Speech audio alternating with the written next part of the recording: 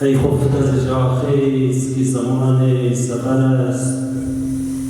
ای خفت از جا خیز که زمان سفر است.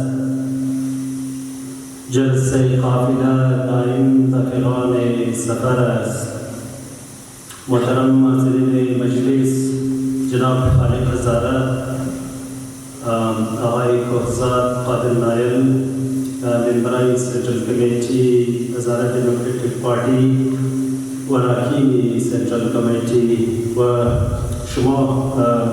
عزیزانی که امروز تشریف دارین، ما از طرف از خود و از طرف تمام اعضای فامیلی خود چهارم سالروز شهادت صوفی را برای شما قصد تسلیت بودیم. دیگر در این زمین ما خودم اولین بار است که در روز شهادت صوفی که 26 جنوری است اینجا هستم. 14 سال ما اینجا نبودیم و هیچ فرصت نشد که باید در شما قصد من صحبت بکنیم. دیگر تشکر که امروز شما برای فرصت را فراهم کردید که یک چند صحبتایی که ما درون را برای شما قصد شریک کنیم. دوست عزیز که اینجا نشسته گفتن که خدا دنیا را که آفرید یک بهترین هنرمند هستند و انسان آخری هنر از او بدن که او را بعد از او دیگر چیز نآفریده و خیلی انسان در جبلت انسان، در خلیل انسان اینا گفتن که خوبی و بدی را کس آفریده یا ایجاد کرده. حقیقت همی هستند که انسان هم در جبلتشی، در خلیلشی خوبی و بدی را کس انداخته. او انتخاب خود ما و شما است که با راهای خوب را کس انتخاب کنیم یا راهای بد را کس انتخاب کنیم. در نظر خود ما کس ملائکه بودن یا فرشته بودن آسانه، چرا که در خلیل فرشته، در خلیل ملائک فقط کار ثواب و کار خوب است. از دست سوی گسین یا گناه کس سرزنش شدن نمی‌کنه. ولی انسان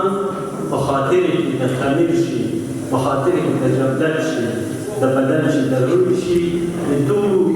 چی را کس انداخته خوبی و بدی را. برای انسان بسیار مشکل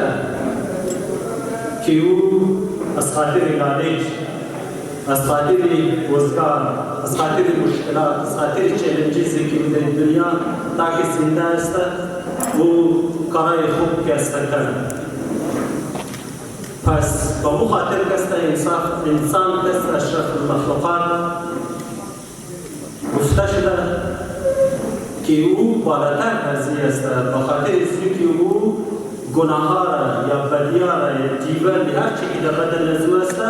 او را سپرس کنه و خوبی را کس انتخاب شده. خب پس نیم به طرف ازی که این انسان بزرگ، انسان عظیم بله خلصمه بیشتر خوبی داشت برادر مستن، ولی ای فقط حیثیتی از من نیست، ای فقط برادر از من نیست، ای وارث از ای کلگی از ما شما کس هسته. پس اگر ما میخواییم که ای را بشناسیم چیکار باید کنیم؟ فقط ما خدا نکرده ما از این بت بتراشیم، بیاییم عبادت کنیم، ما مقدس کسی رجوع کنیم، نه بخاریم کسی درست نیست. اگر ما این را میخواییم که بشناسیم کارهایی که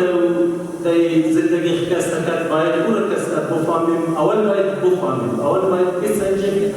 که این نفر چی میخواست، هدف از این کسی چی بود، مقاصد از این کسی چی بود. بعد از او باید برای اون راه کسی ما شما کسی عمل کنیم. پس باید وقتی که ما میخواییم که رو بفهمیم، بس چطور بفهمیم؟ فقط مثلا یک سال روز بگیریم بعد از او کستا بریم از یاد رو رای کنیم یا نه در تاریخی کانتکست باید کستا بریم ببینیم که یوسفی کی بود از کجا پیدا شد چی اکسپریانسیز داشت چی تجربات به کستایی کرد و آخرشی یک آدم بزرگ کستا جور شد و وقتی که مثلا در 65-70 سال پیش آدم تولد باشد در زو معرضی حالات را باید کستا ما بریم بگردیم که در کدام معرضی حالات کستایی پیدا شد چی فقر، مشتری، گرسنگی و ظلم، جبر و استبراد را کستایی مشکل بود در کدام فامیلی کستا پیدا شده بود وضعیت فامیلیش کستا چی رقم بود امو انوایرمنت گوشه ازی کستا چی رقم کستا بوده ده ما قایسا که در امروز خود نکنیم ای خوب بچه دقان بود نه پدرش دقان بود غریب آدم بود پدرشی پس دمو کانتکست دمو تاریخی کانتکست کستا دمو تاریخی حواله کستا باید ما بوریم ببینیم که چی مشکلات و چیلنجز را کسی دیده بود از کجا و تجربات رای حاصل کرد که از خود خو یک هدف کسی جور کرد بچه یک دیقان در او زمانه که دیقنی بگرده زمین هم از خودش نبوده بگو جایلان هم از خود کسته و نفر قدر ازی کسته نداشته بوده 60 سال پیش 70 سال پیش شما مثلا امروز ببینیم که وضعیت از این ترد ورلد کسته چی رقم هستن و 70 سال پیش این رقم او نفر که وقتی که چی مخواست منن امور شما یک دفعه تصور کنیم که چی رقم کسته بوده پس وقتی که این میل مثلا رفیق مگفت که در پرایمری سکول کسته داخل باشه اول نمره بوده در پرایمری سکول اول نمره بوده پوزیشن هولدر بوده در تکنیکل سکول که رفته میبینم کسته پوزیشن هولدر بوده چه غریب بود شاید کتاب نداشته بوده تختی نداشته بوده و زمان قلم نداشته بوده پدرشم بسیار یا برادر کچه شنجی موجود هستن اینا کسته خواری بوده ده چی مشکلی اونا کسته مثلا همون مصرفی همون چیزی زور کسته میده ده تا مورا مثلا در خارج گرسته یونیورسیتی میشه انقلابی ساو در افغانستان کسته دیده وقت و میگردی ثمراتی همزو تجرباتی از زوره که بازی کسته یک مامای در او زمان در ساور انقلاب تازه شده بود نالی در دکان کسته در نصرآباد کسته داشت نالی قدر صوفی منجا دکان کسته نشنان در تیم دلیل کولا کسته چوکیداری در 18 سال چوکیداری که بسیار خواری کرد این مامای در تهران کسته یا در مشهد بدر جای اونج کسته کار بکنده تازه انقلاب سور شده ده وزیر صوفی کسته تازی خط نوشته ده مقابله مردمی اسمه کسته چی روزای بد کسته ده و تیر میشه و هیچ ما کسته دان میشاولم طول ملوم مادمی مثلا باسواد تعلیم یافته چی رقم یک کمک نمیکنم یعنی انگیزی زور شما کسی سر کنیم اما افکار زور کسی سر کنیم که مگرایی جهنیت بنده اسم نداره افسوس که ما رفته یکو کمک کسی خدمت رسول کسی نمیکنم بعد از شما میبینیم که باز بسیار کوشش کنند کمکار کسی مونه 6 سالم کسی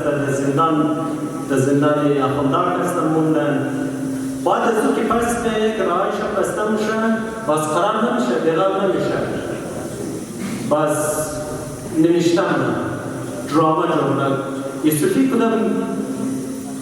نخنده بود دراما نویسی رو نخنده بود یوسفی یکو جای رفته اکادمیک دیگسته یکو چیز کسته نخنده بود لیکن بهترین کلاسیکل دراما کسته نمیشته